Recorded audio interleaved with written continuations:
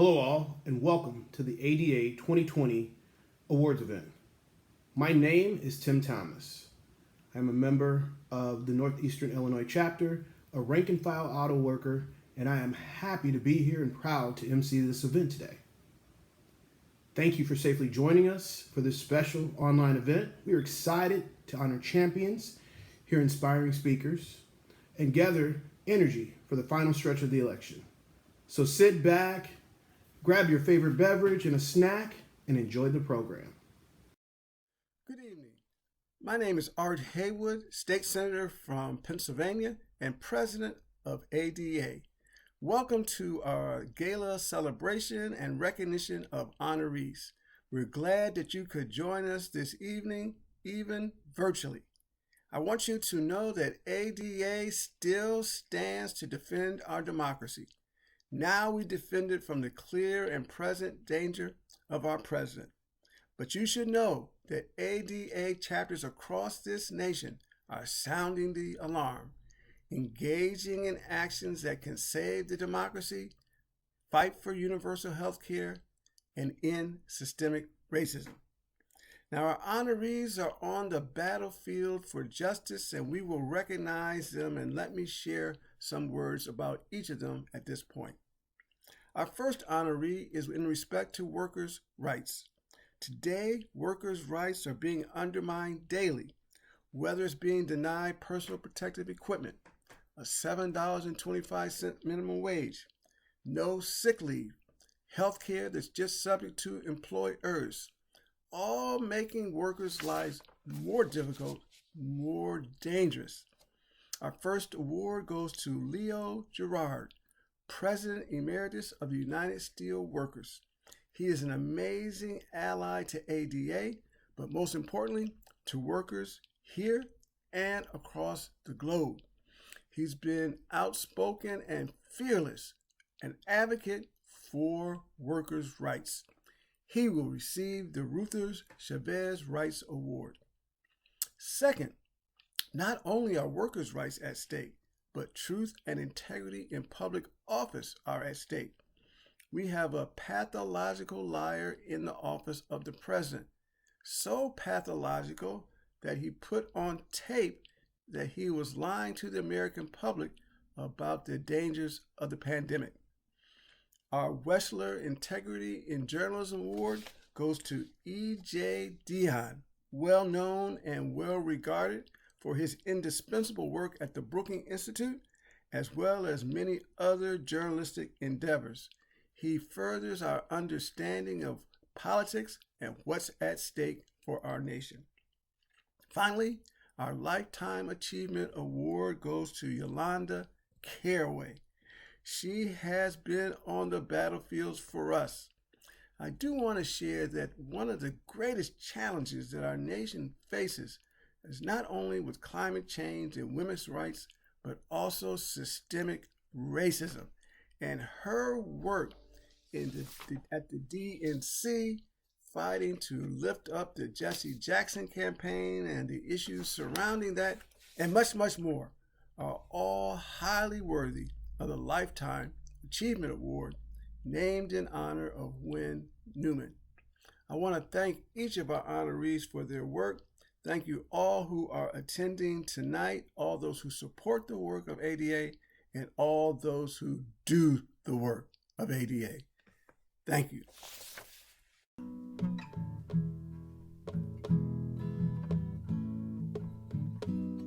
This is a song that's in these dire times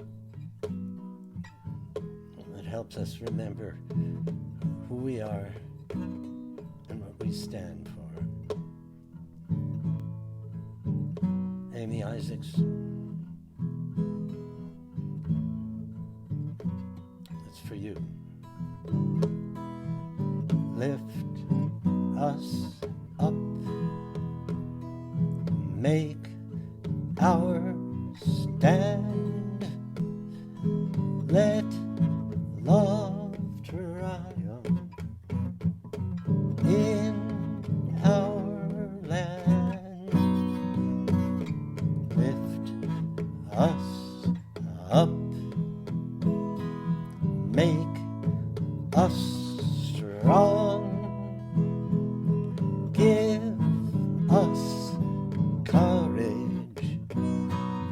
right the wrong. America, our hopes and dreams are truly all at stake. Let not the hate divide us. Let not our spirit break. Let not our courage falter. Let not our bravery fail. Let unity bring victory. Let love prevail. Lift us up, make our stand, make our stand. Let love triumph, let love triumph in our land. In our land, lift us up once again. Lift us up, make us strong. Make us strong. Give us courage. Give us courage to right the wrong, to right the wrong. Lift us up as we lift each other up in this time, as the ADA has always done. I'm still with you, your admirer, your sometimes participant, and your very grateful friend. Thank you. This is Puff the Magic Dragon's daddy signing off. Must be strong. Yes, as the Dalai Lama says, we must despise the act, but let our hearts not be polluted with hatred for the human beings, sick and crazy as they may be.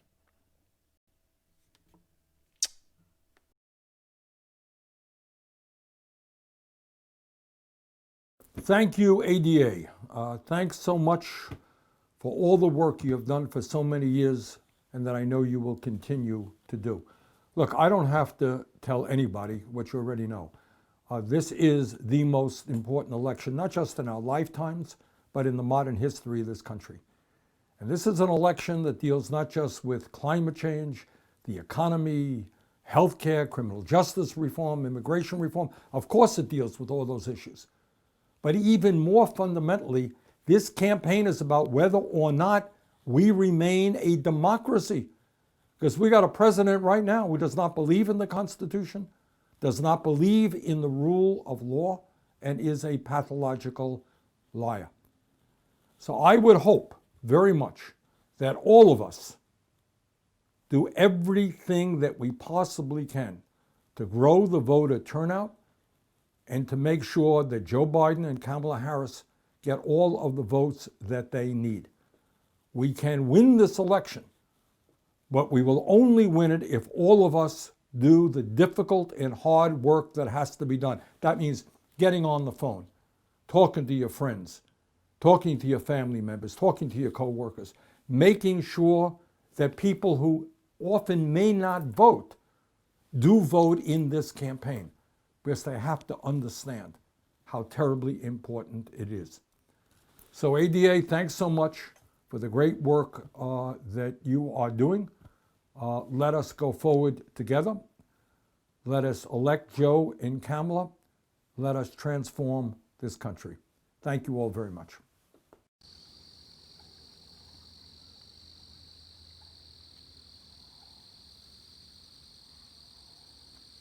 Hello. I'm so glad you're joining us this evening. My name is Kurt Meyer, and I serve as the chair of the executive committee of ADA.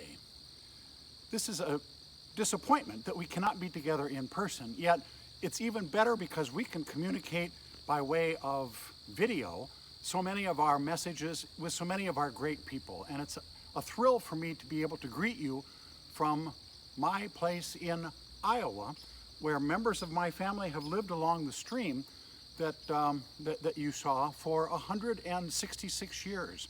This stream may not look like much, but what happens is it pours into Otter Creek about 300 yards from where I'm now standing, and then Otter Creek pours into the Cedar River, and the Cedar River goes through eastern Iowa and pours into the Mississippi River. So if I throw a stick in here, it ends up in Louisiana in a matter of probably months. So this is a metaphor for your support for ADA. If you're enjoying what ADA does and enjoying the program that we've put together this evening, you can support it by either texting a gift, and the way to text is to ADA 2020.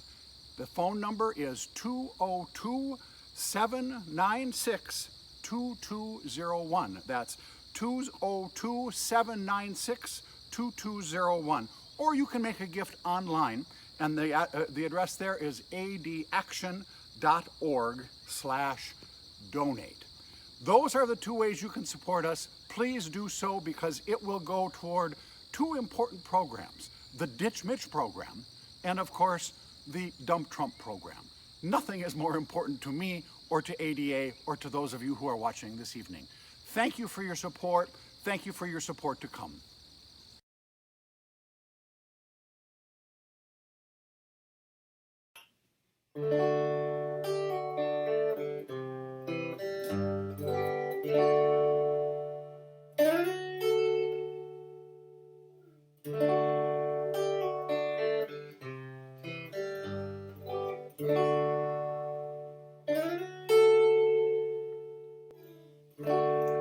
When I was a young boy, my dad said to me, when you're 17, you're on your own, work in the factory. That's the way it was with him. He didn't know another way to be.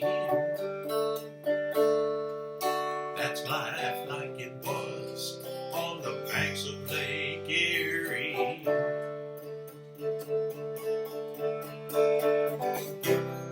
Sweet Lorraine, smokestacks calling me.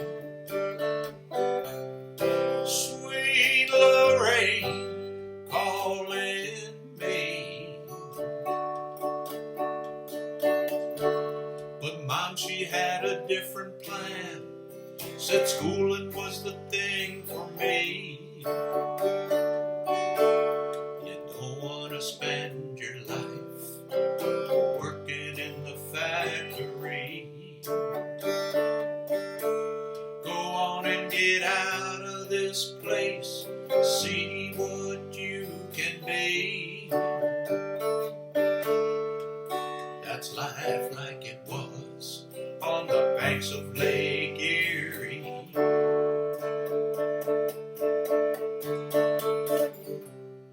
Sweet Lorraine, smokestacks calling me. Sweet Lorraine, calling me. Now all of these years have gone by, I still think about those days. Local 1104, the mills and all the haze. The stories I tell my kids, they wanna go and see. Life like it was on the banks of Lake Erie.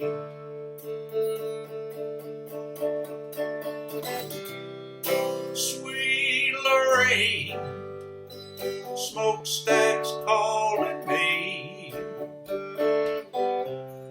Sweet Lorraine, calling me. Sweet Lorraine, smokestacks calling me. Sweet Lorraine,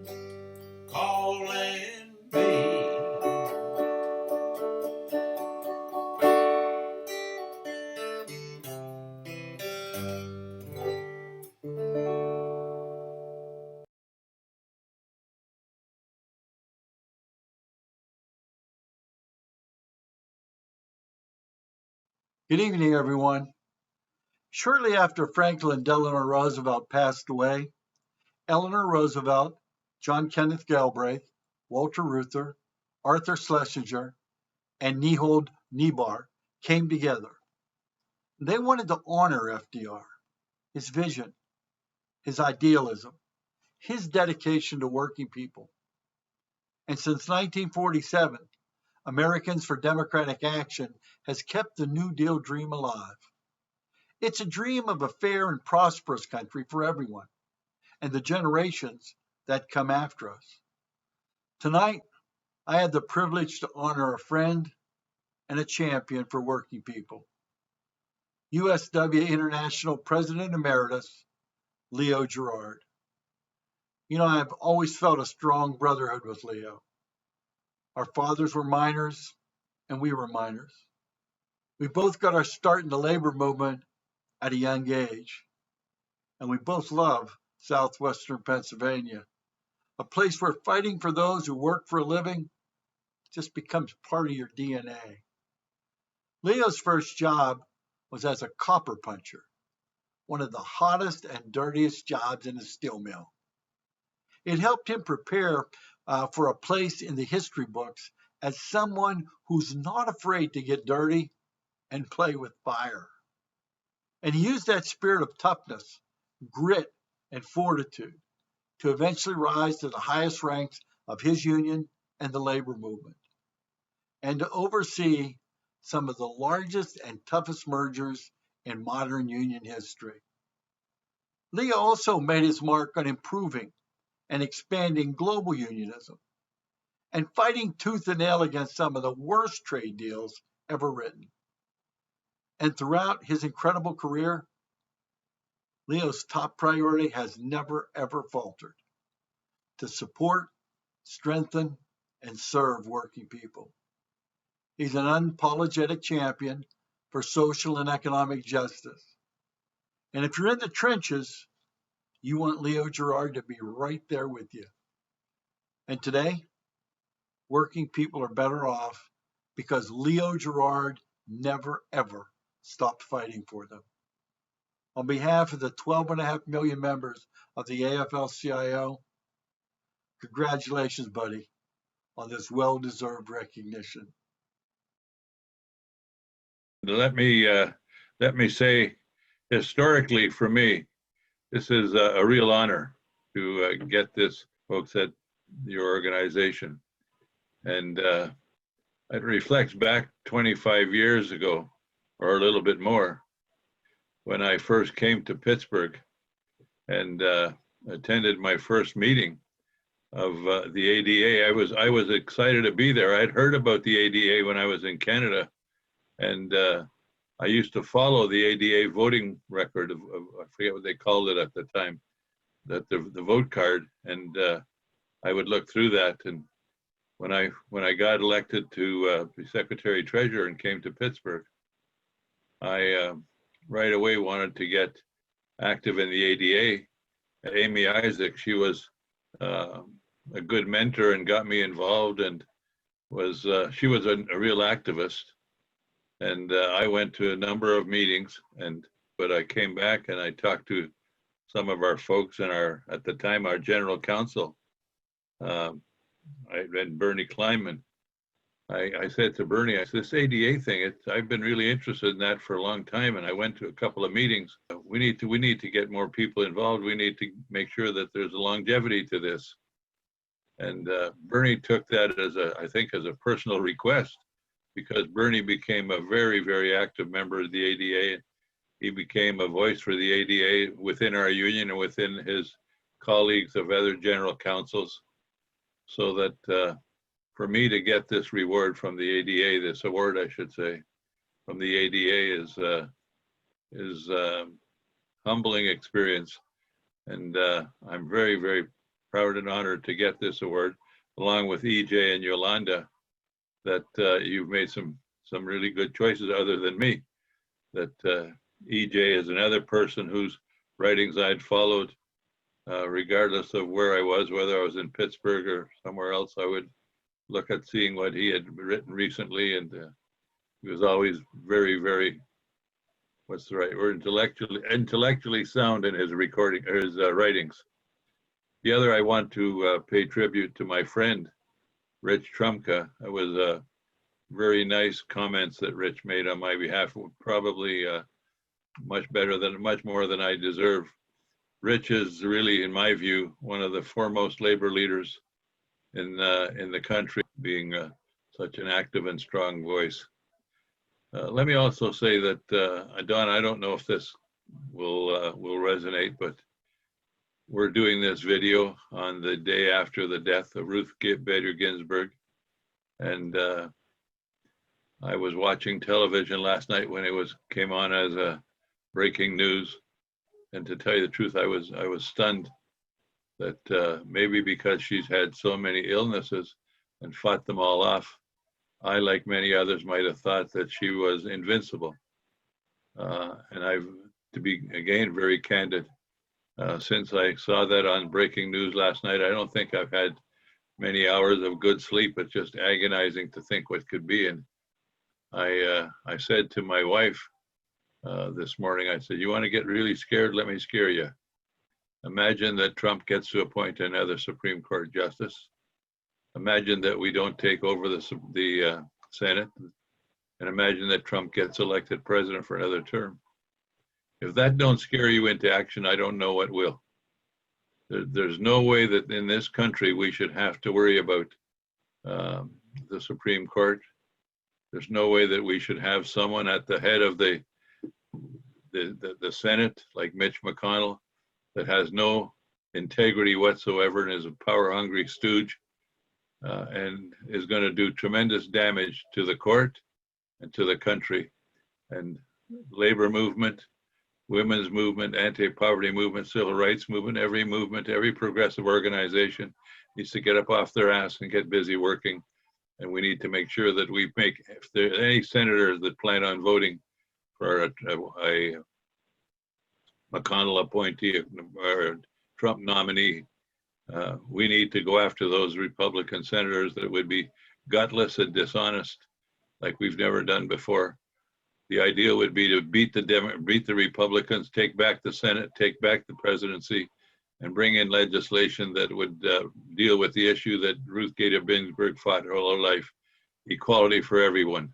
We need to fight like we've never fought before. So, Don and your team, I can't thank you enough. It's for a kid that grew up loving progress, loving politics, loving my union, given my union the chance to have me play a role and to be recognized by the ADA, to have had a chance to participate is humbling.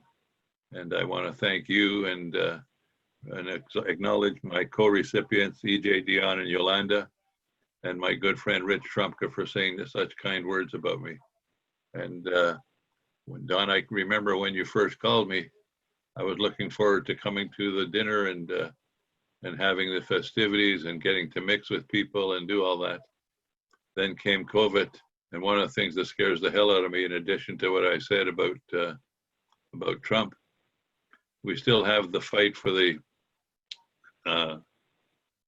getting the response that at some time, it won't be before the election, but at some time, getting back to our normal life, and in our normal life being able to meet together and fight for progress, and all things being equal, taking back the Senate in a few days, 25 or 45 days from now, electing a president that actually cares about people with Joe Biden, electing the first woman vice president with Pamela Harris, and then moving a progressive agenda for our kids and our grandkids, cleaning the climate, cleaning politics, and giving our kids and our grandkids a future. So Don, thank you very, very much. I'm proud and honored and humbled to get this award. And again, I wish you, EJ and Yolanda, and my friend Rich Trumka, plus all the other progressives that ADA touches every day. Thank you very much.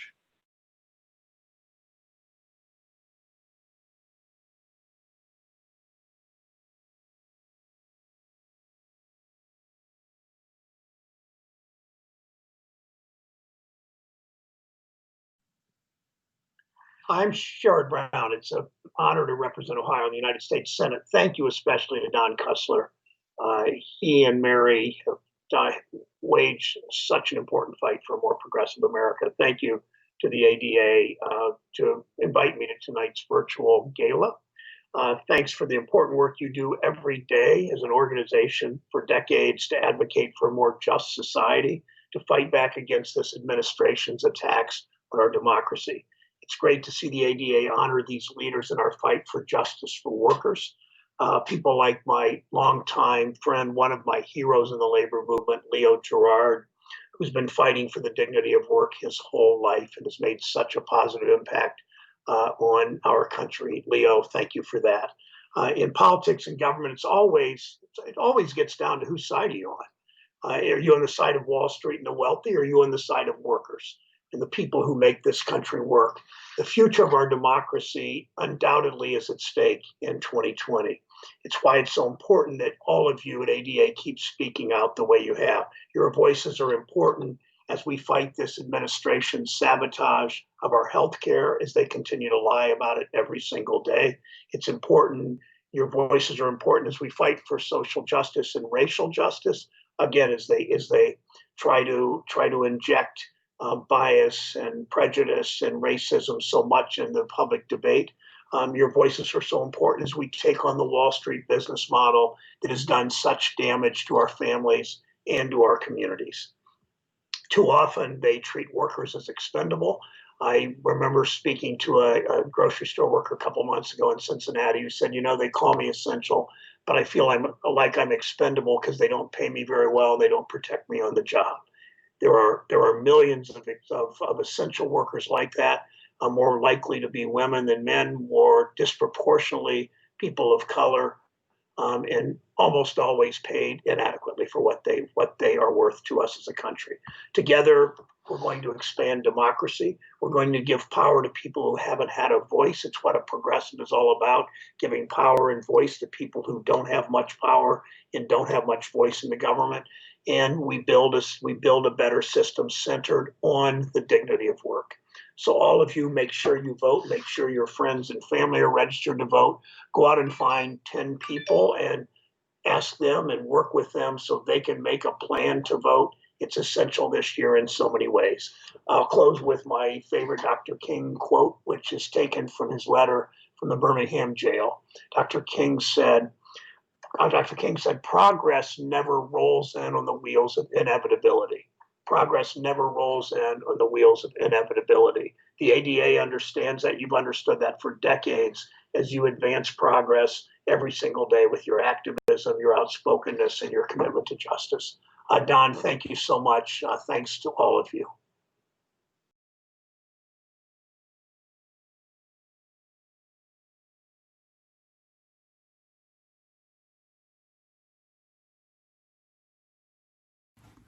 Hi, it's Cory Booker. I am so grateful to be able to share some spirit and remembrance of the great John Lewis with Americans for Democratic Action. Thank you all for your commitment. Thank you all for the partnership you had for so long with a true American hero and legend, John Lewis. I had the privilege of getting to know John Lewis not just as my hero, but also my colleague in Congress. I loved the way that he not only fought such important national fights, but I love the way that he embodied the best of his ideals and how he comported himself every single day. If it was Gandhi that called for us to be the change we want to see in the world, he was a man who wanted to see our nation live up to its democratic ideals, to be a more beloved community. And he lived that love, that spirit, in everything that he did. I am grateful for having the chance to have worked with him, and I'm even more grateful that we all have the chance to continue his great legacy. Thank you.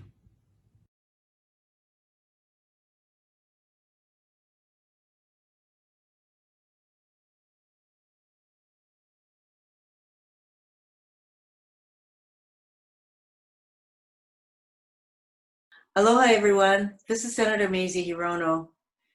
As we mourn the passing that champion of individual rights, women's rights, civil rights, equal opportunity for all, Ruth Bader Ginsburg. I know that we are all taking a moment to reflect on all the things that she fought for decades, for all of us. And yes, these are all issues that the Americans for Democratic Action have fought for decades. And so I am very pleased to join all of you for the ADA's awards ceremony or awards event.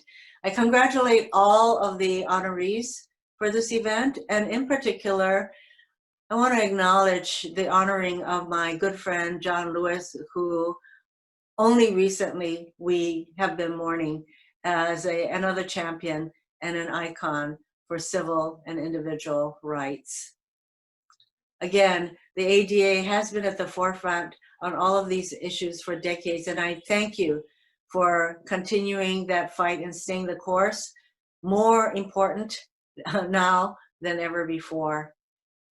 And as we face the most consequential election of this time, we are needing to acknowledge the 4 crises that we need to deal with. We have a pandemic, which is a healthcare crisis. We've already exceeded over 200,000 Americans dying from COVID-19. We're facing an economic crisis with millions of people out of work, many jobs lost, many businesses closing, an economic crisis. We're facing systemic racism in our country and all of the protests that have ensued. We're facing a climate change crisis. In order for all of us to address these crises in a way that really helps people, individuals, and our communities, we need leadership that will be responsible. And in that, we know that that will take a Democratic administration. That's Joe Biden and Kamala Harris. This is the election that matters the most. And so we need to organize, mobilize, and vote like our lives depend on it, because it does. Once again, thank you so much to each and every one of you for your commitment to staying the course for economic, individual, social, environmental justice. We need to fight together. Mahalo nui loa. Aloha.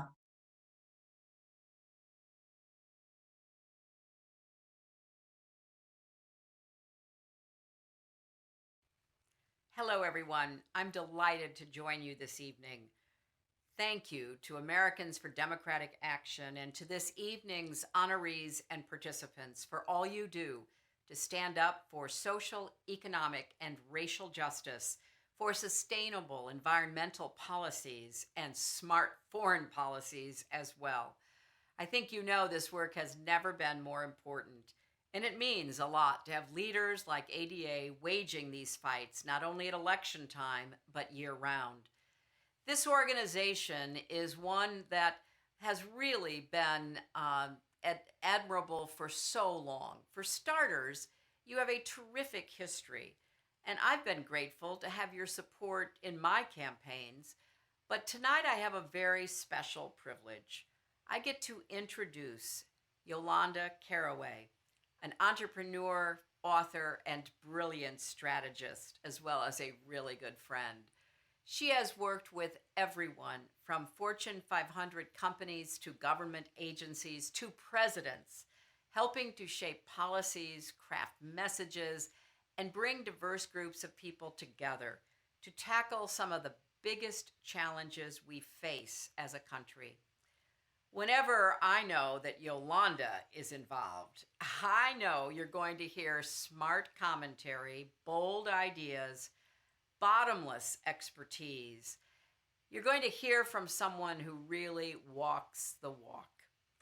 With that, I have the honor of turning things over to the one and only Yolanda Caraway.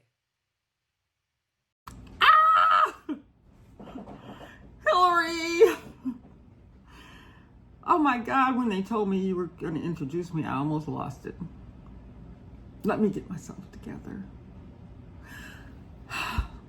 Deep breath, exhale. Good evening, or whatever time it is in Zoom land. Thank you, Secretary Clinton, for that amazing introduction. I'm truly honored, and it's so good to see you, even though we're not in the same room. And thank you, Americans for Democratic Action, for bestowing me with the Win Newman Lifetime Achievement Award. For those of you who are not familiar with him, Win Newman was an early ADA organizer and fierce warrior for equality and justice throughout his lifetime. I'm so honored to receive this award named after him. When Amy first approached me last year about being honored, it was originally supposed to be me and my co-authors of For Colored Girls Who Have Considered Politics, Mignon Moore, Donna Brazile, and Leah Daughtry. Beginning the four of us together at one time is more than a notion under normal circumstances. Then Corona happened, and everyone and everything was thrown off course. So here we are, or I suppose I should say, here I am to represent. The four of us met 30 plus years ago in the heat of a new era in American politics. At a time when Black people were finding a voice through a new movement. It started in 1984 when Jesse Jackson first ran for president. And in 1988, when Reverend Jackson ran a second time, this time with more knowledge, support, and inspiration than the first time, we had our first real-time experience of being in the room where it happened. We never would have had these experiences working on any of the other campaigns. This was our movement, and this was our time. We took what we learned from this experience, speaking up, speaking out, and speaking truth to power, and have used these dynamics throughout our careers. We were young and had different backgrounds, but the same goals, always to lift up our people. This is something we have shared throughout our friendship and careers. In 2018, we published a book because we wanted to tell our story of four little colored girls who grew up wanting to make a difference in the world, and we wanted to encourage all the little girls to find their own way. We've received numerous accolades and praise from around the world, but none more poignant than the one I'm about to share with you. Last year, on one of our book talks, we met a young girl named Eden Wilson, who until recently lived in Washington, D.C. and was very involved in the Southeast Tennis and Learning Center, where I volunteer from time to time. Last week, I was pleasantly surprised to see Eden's review of our book on her YouTube book review site called Lemon Nerdy. Love it. What really moved me was Eden's depth of understanding. At 13 years old, the same age where I started in the first chapter of our book. She goes through passages and breaks them down and talks about how she can relate to us at the same age. This was all the validation I needed after 35 years that we did our job and we opened up new horizons for young people by sharing our experiences. It showed me that now, more than ever, it's so important for us to tell our stories. And so important that young people have positive role models to look up to and learn from, and that they learn the truth and to never hide from it. I hope you enjoy this edited version of Lemon Nerdy's book review as much as I did. So in general, this book is about their journey through their political careers, the joys and struggles of being a Black woman in politics, and there's also a little bit of comedy sprinkled in.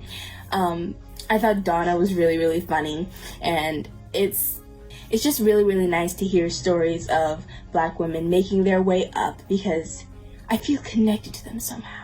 I don't know why, but it just felt very personal when I was reading it. So it's like almost like an emotional roller coaster. They take you everywhere in this book. It talks about the several presidential campaigns that they worked on, how they got first involved in politics, how they grew up, how they encouraged others to get involved in politics, all the way up to their current careers. Here is one of my favorite passages from the book.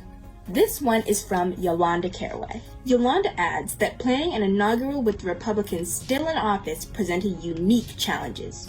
Quote, Everything was so intense. It was very frustrating. End quote. VIPs were allotted a certain number of tickets to various events depending on their status. Most people could only buy 2 per event.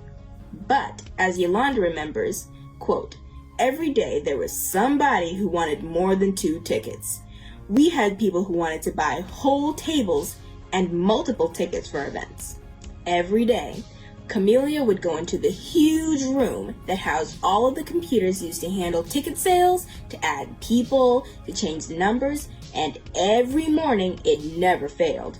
When the staff came back, the numbers had been changed. Quote, we just knew we were being sabotaged by the Republicans because we were in the Navy Yard, in a Navy building that was still under their control. So they still had control over everything. It was horrible. It was the worst thing. Looking back, I can see that that was my first experience with hacking. Eden is going to go on to do amazing things. I just know she will. I'm going to be watching and hope you will be too. I accept this award on behalf of my sister authors and colored girls and colored boys everywhere who are finding their voices, their power, and their truth.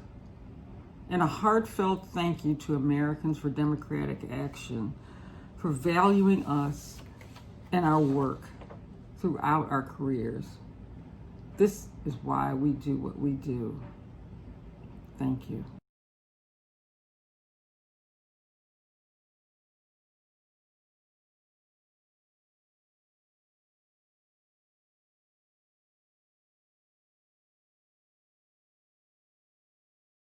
ADA has been a very important validator for me. I've always been interested in politics, and I found early on that I was somewhat out of the mainstream in believing that pragmatism and idealism were not only not incompatible, but were 2 halves of a very essential whole. I've always felt that if you're not deeply if you are deeply committed to a set of principles, your moral obligation is to carry them out. But unfortunately, too many people let their passion blur their sense of how to do things. And I've run into that on the left consistently. ADA has been consistently one of the entities that says, no, we want to make the world better. We want to make it fairer. We want to alleviate poverty and end discrimination, but we want to be sensible in doing it. So for that exemplary commitment to effectiveness and idealism as indispensable partners, I've been very grateful to ADA for validating that for me. Hello all, Kurt Meyer here again. At this time, I wish to recognize 2 steadfast members and supporters of ADA we lost during the past year. Lila Garrett was a remarkable force in Southern California, as part of the entertainment industry certainly, but also for her engagement in progressive politics, where she supported and participated in myriad causes, hosted progressive radio programming, and was an effective leader of the ADA Southern California chapter.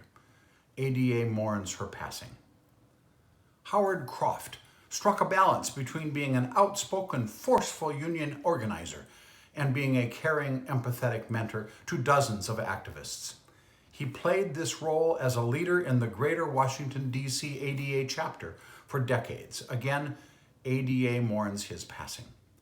They, along with many ADA friends, colleagues, and family members who have passed since our last awards gathering, will be missed, but certainly not forgotten.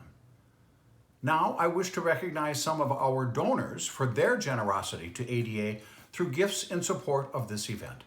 Special thanks to special people: Bill and Carol Marcus, James and Rudine Bishop, Kurt and Paula Meyer, Elaine Newman, Gabe Suker, Ray Pempek, Maria Wilkinson, ADA Southern California Chapter, the United Steelworkers, the American Federation of State, County, and Municipal Employees, the Alliance for Retired Americans, and the United Mine Workers of America. Furthermore, special thanks to 2 dear friends and colleagues without whom this event would not have happened. Amy Isaacs and Kathy Hartnett have been their determined selves that this event would take place and would succeed. Thank you, Amy and Kathy. Part of the success of this event will be determined by what you do next. You are part of this vital support stream, not just for ADA, but for the greater progressive cause. We need your generous support. So please go online to adaction.org/donate or text your gift by texting ADA 2020, and the number is 202-796-2201. All proceeds from this event will be routed into ADA's GOTV, or Get Out the Vote effort in key states. You are part of this outpouring, this gift stream, this mighty river on behalf of Americans for Democratic Action. Thank you sincerely.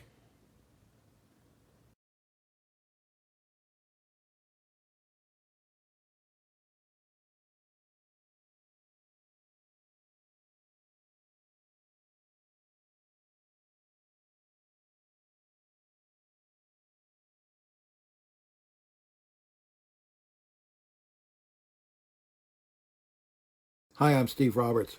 As a kid growing up in Bayonne, New Jersey, I read Jimmy Wexler religiously in the New York Post. My dad would bring the paper home from New York City, and I can tell you, having read Wexler all these years, that E.J. Dionne is a true heir of Wexler. He embodies all of the great qualities that made Wexler's writing so important. His clarity, his conviction, and his bravery. I've been fortunate to call E.J. a friend for many years. We served our journalistic apprenticeships on the same newspapers, the Harvard Crimson, the New York Times. But more importantly, we come from very similar communities, very similar backgrounds, backgrounds that have always cherished the contributions that immigrants have made to the American experience. Now, I know E.J. went to Harvard. I know he went to Oxford. I know he was a Rhodes Scholar. I know he teaches at Georgetown. I know that he does seminars at the Brookings Institution. He's written, by my count, 9 books, countless newspaper columns. And yet, I think the most important thing about E.J. in some ways is he remains at heart a Fall River boy. He has never forgotten where he came from. He has never forgotten that the beating heart of America is not on the banks of the Potomac River. It's on the banks of the Taunton River, the river that runs through his hometown. I read that the town motto of Fall River is, "We'll try." Well, Eugene Joseph Dionne Jr. has done a lot more than try. He has triumphed. And America is a far better place because of him. America is sure a far better place for having had the work of Steve Roberts, which is ongoing as a teacher, as a brilliant journalist, and as a dear friend. I am very, very lucky to have him as a friend. And I'm very grateful he brought up my hometown of Fall River. There's a kind of complete circle here because Steve is from Bayonne, New Jersey, a town very much like Fall River, as is Barney Frank, such an important figure over the years in American politics, American liberalism, and the ADA.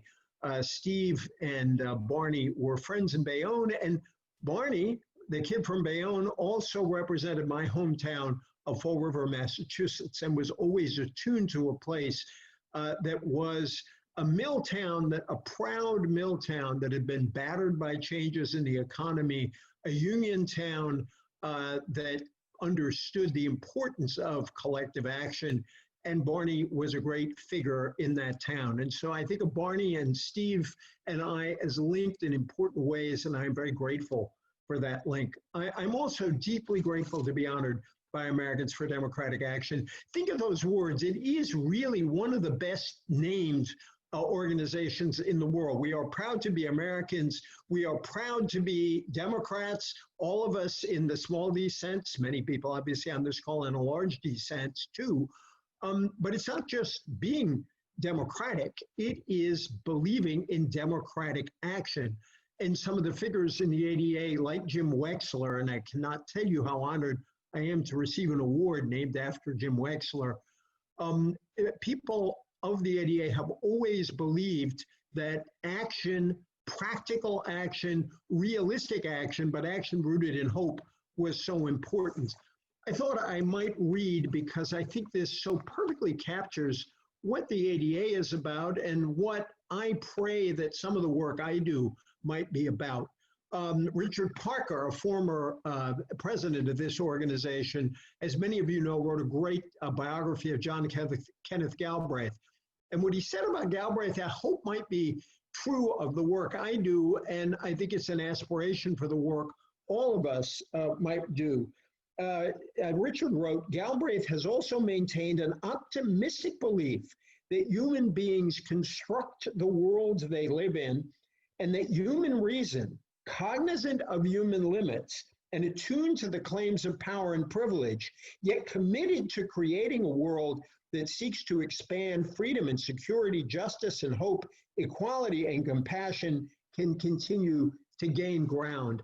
I pray that's what I try to do in my column, and I know that's what so many of you do day after day.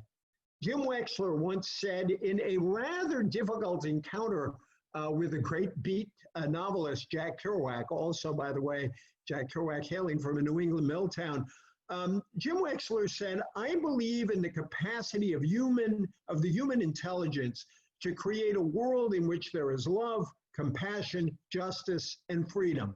I believe in fighting for that kind of world. I think that is, in some sense, a definition of the purpose of journalism.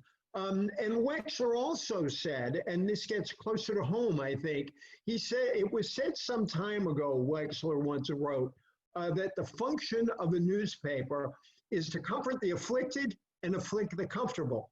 Too many newspapers have forgotten the words or grown so fat and comfortable themselves that they view the phrase as inflammatory. We like it. I presume that was the liberal royal we. We like it, and we propose to remember it, not because we regard success as subversive, but because success too often means the complacent loss of conscience. Great phrase, the complacent loss of conscience. Now, perhaps the media are in a sufficient degree of financial difficulty now that we don't have to worry as much about the complacent loss of conscience. I think the media must continue to play a series of important roles in our public life, even though we will be playing this, all of us involved in the media will be playing it under different circumstances and in a particularly challenging moment. Of course, journalism's purpose is to keep us informed and to give us a sense of the world, to be alive to the world, not only to politics, but to sports and music and the arts and technology and architecture and fiction and so much else.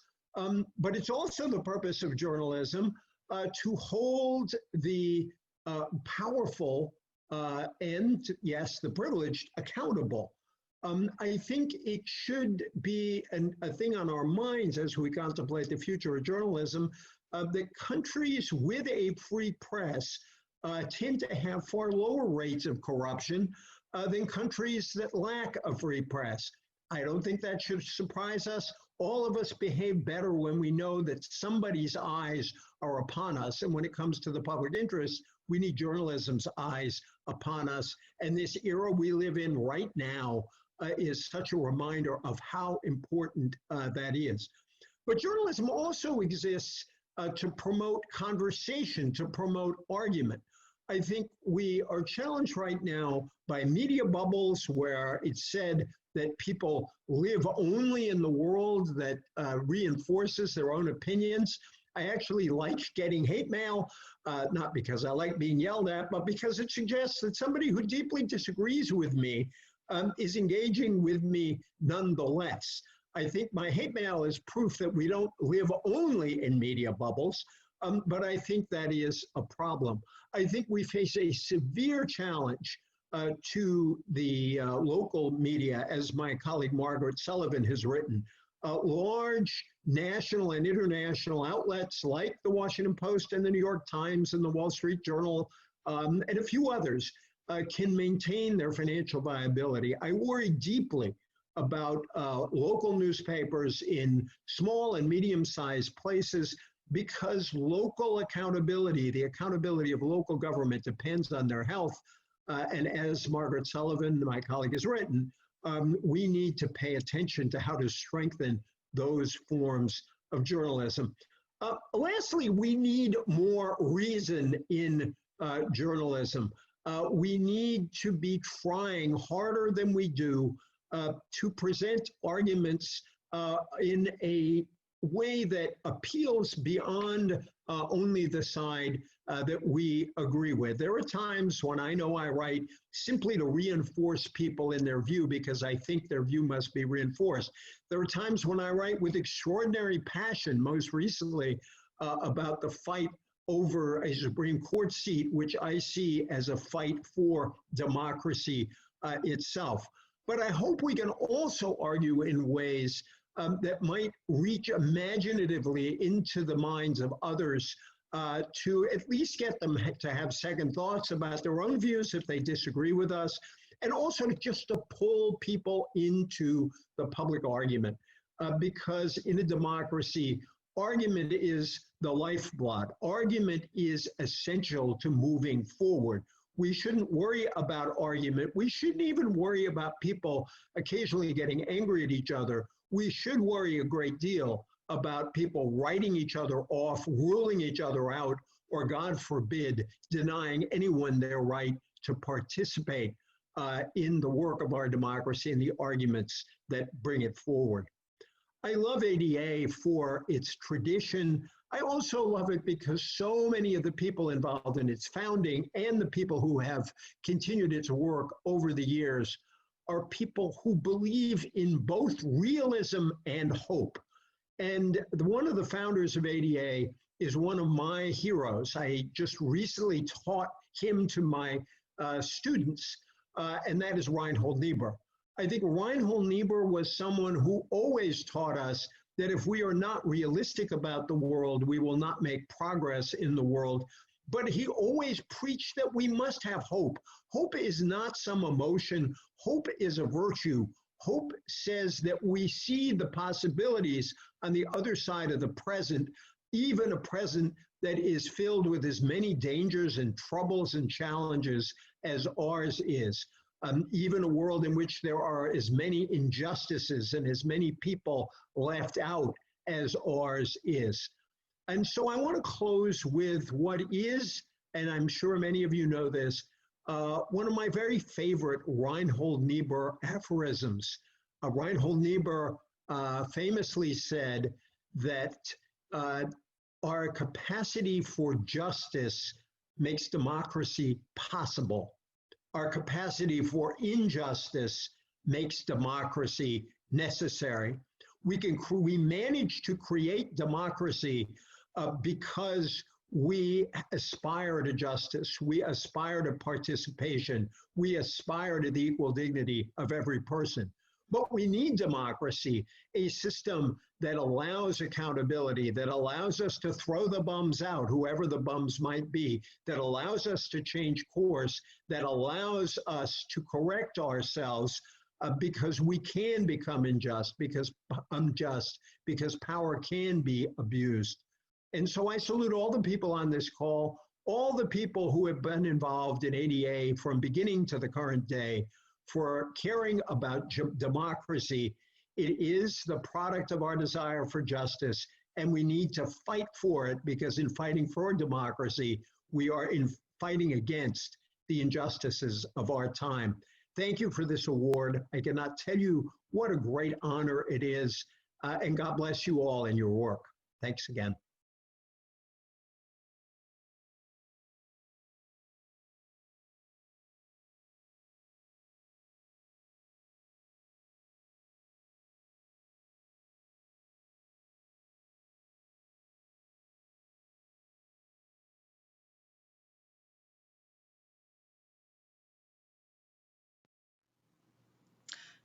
Good evening. Thank you for the opportunity to talk to you about my remarkable aunt and to express my deep appreciation to the ADA. Betty was very moved that you wanted to honor her in this way.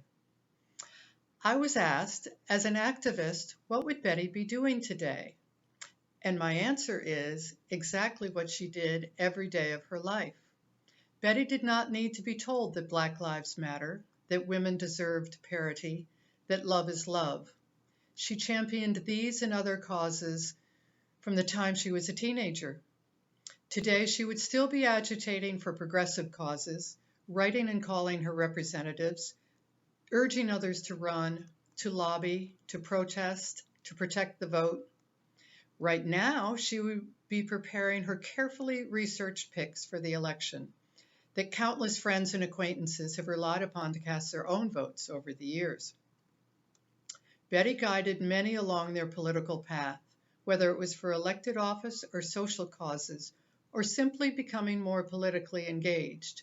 She was a source of sound, supportive advice, and frequently lent her extraordinary organizational and networking skills to the effort. I viewed her as a living example of what President Obama meant when he said, "Change will not come if we wait for some other person or some other time. We're the ones we've been waiting for." Some time ago, Betty was asked if she only had a year to live, what would she change? Her response, not a thing. What a gift to have the satisfaction of knowing you would live the life you wanted. And hers was spent trying to make our society better. Upon Betty's passing, a cousin wrote to me of how adrift he felt, not being able to talk to her anymore, to seek her counsel. He then said that he supposed he actually knew by now what she would say to him, that he had internalized what Betty would advise and felt that he now had acquired a strange new power. In fact, I believe Betty gave everyone she knew this new superpower. When debating what to do, simply ask yourself, what would Betty do? What would Betty say? And you will have your answer. Thank you again for this honor. Good evening. When I think about my dear friend Betty King, I'm often reminded of something that Eleanor Roosevelt said once. You can't just sit there and talk about it. You've got to get up and do something about it. And that is absolutely how Betty King lived her life, doing something in support of all the things that ADA has stood for since its founding in 1947. I actually met Betty King through ADA at a candidates forum in August of 1974 in Washington, D.C. At that forum, for the first time, I stood up publicly and declared, "I am a homosexual. Will you candidates support the repeal of D.C.'s sodomy law?" After the forum, this physically imposing woman approached me, and in a voice that I would never forget, nor would others soon forget, she said, "Darling, you did something very courageous tonight in standing up and asking that question. We need to talk." And so began my 45-year friendship and the closest political relationship I ever had in my life. To again quote Eleanor Roosevelt, "Many people will walk in and out of our lives, but only true friends leave footprints in your heart." Betty King was that kind of person. But it wasn't just with people. It was with the many causes and organizations she was involved with over the years. She didn't just walk into their meetings and express her opinions. She did the hard, day-to-day work that is the lifeblood of organizations like ADA.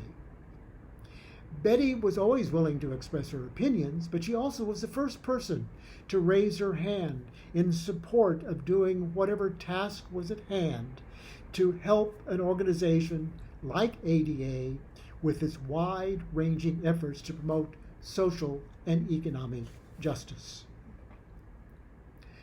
Betty King was aware that she was to be honored at the ADA dinner this year, and she was greatly appreciative of the fact that her work was going to be recognized in the support of an organization that lay at the core of her beliefs and life work.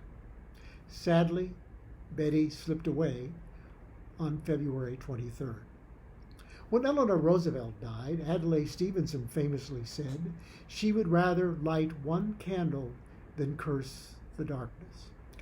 Well, Betty was more than willing to curse the darkness. She had, shall we say, a very tart tongue. But she also spent her life lighting torches for the cause of social, economic justice and human rights.